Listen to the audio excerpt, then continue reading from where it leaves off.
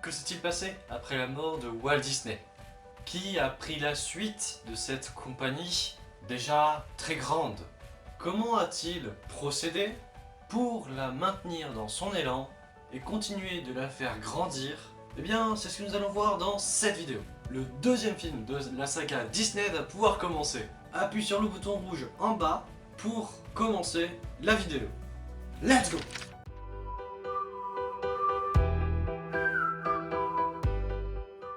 Bonjour à toutes et à tous, l'équipe de SSE Studio espère que vous allez bien et que vous avez la forme.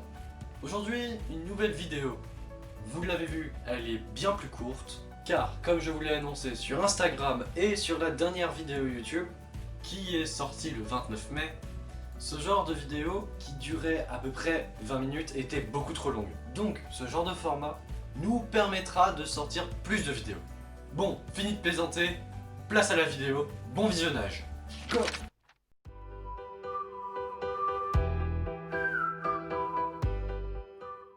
À la mort de Walt Disney en 1966, son frère aîné Roy Disney, de son vrai nom Roy Olivier Disney, décide de continuer l'œuvre de son frère, soutenu par une entreprise qui a un important capital financier. En 1969, le film Un amour de coccinelle sort et devient le plus gros film de l'année et le premier épisode d'une série de films et d'épisodes télévisés. Le 25 juin de la même année, la filiale Walt Disney Educational Production est créée. Elle est destinée à la production de films et matériel éducatif.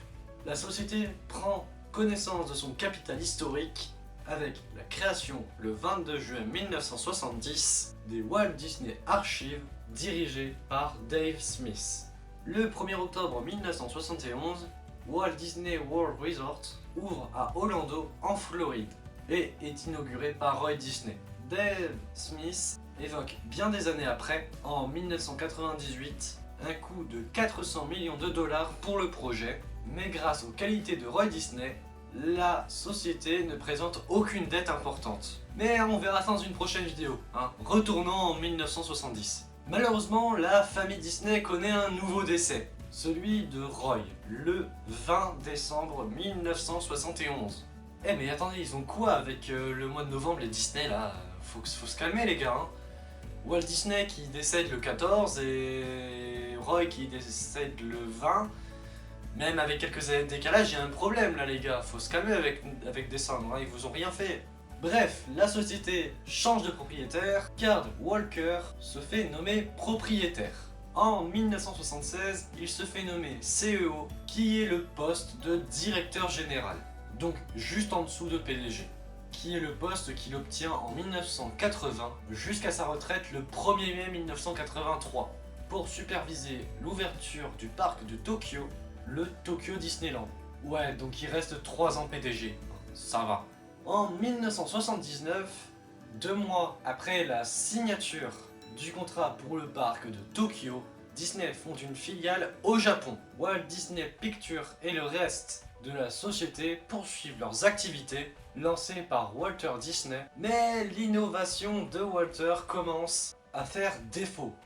Il y a peu de productions cinématographiques. À partir des années 1980, l'entreprise retrouve un nouveau souffle, une nouvelle bouffée d'oxygène.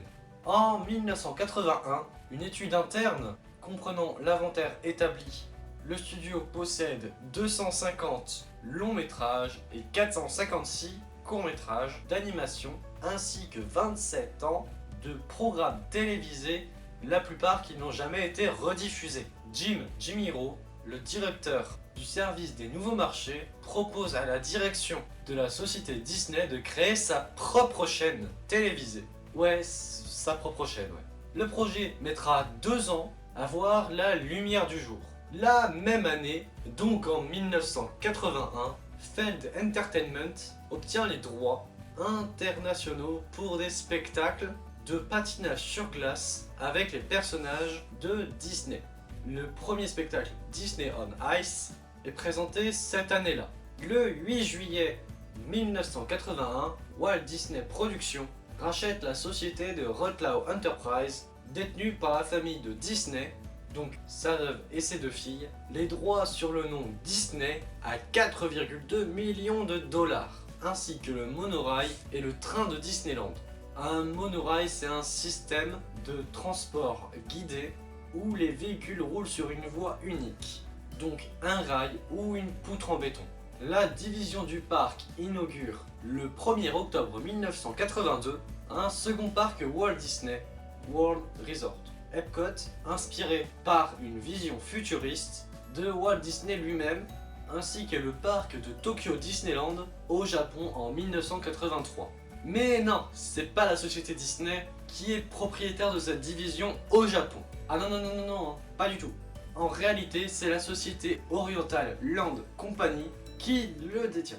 Par rapport à ce qu'on pourrait penser avec tout ça, non, la société cinématographique n'est pas vide. Elle sort en 1982 le film Tron, utilisant pour la première fois des images de synthèse. En 1983, la société réorganise ses activités en créant des filiales spéciales dans chaque type de production. En 1983, Walt Disney Productions crée Walt Disney Pictures, une société à part entière et 100% filiale, tandis que Walt Disney Television continue d'assurer la production de séries télévisées, activité existant depuis 1955. Cette dernière permet de superviser les besoins de Disney Channel, la chaîne de télévision lancée aux États-Unis le 18 avril 1983. Voilà, donc j'espère que cette vidéo vous aura plu. Dites-moi en commentaire si vous aimez ce style de vidéo, donc aussi courte, ou quand même si vous préférez qu'il y ait un peu plus de contenu, donc que la vidéo soit plus longue. Les petits pouces bleus sont toujours les bienvenus. N'oubliez pas encore une fois de vous abonner, et comme je vous l'ai dit, un petit commentaire, ça fait toujours plaisir.